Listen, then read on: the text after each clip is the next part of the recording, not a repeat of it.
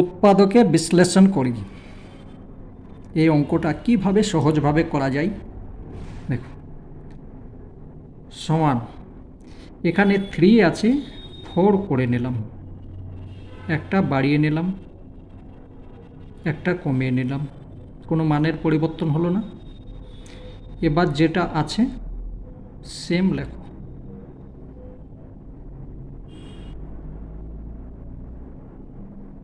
যেটা আছে দেখে সেম লিখব।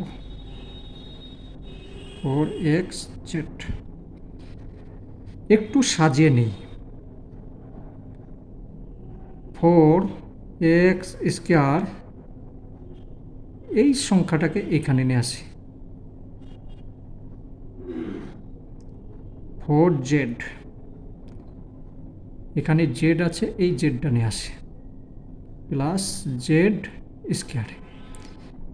অবশিষ্ট যেটা আছে মাইনাস এক্স স্কয়ার, তারপর এখানে এইটা লেখো মাইনাস 2xy, তার এখানে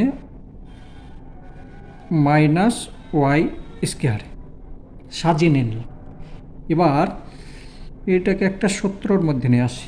সূত্রর মধ্যে দেখো 2x স্কয়ার এটা লিখতে পারি মাইনাস 2 ইন্টু এ ইন্টু বি, বি মানে জেড, সরি এখানে স্কয়ার হবে না, প্লাস জেড স্কয়ার।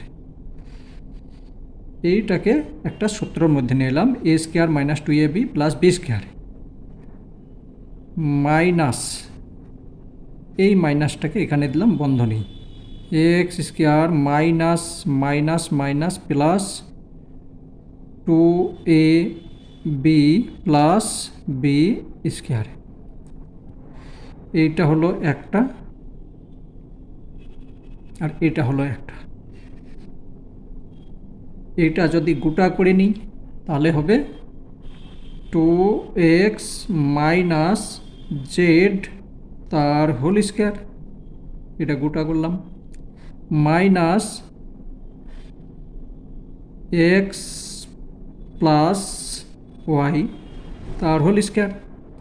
এবার এটাকে সূত্রের মধ্যে ভাঙবো, এটা সম্পূর্ণ এ, এটা B, A square plus B square সমান A plus B into A minus B সমান 2x minus Z plus X plus Y A plus B into A minus B,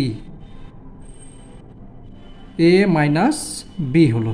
ঠিক আছে, এবার এখান থেকে বন্ধনী তুলে দাও, 2x minus Z sorry plus X plus Y, এটা হলো।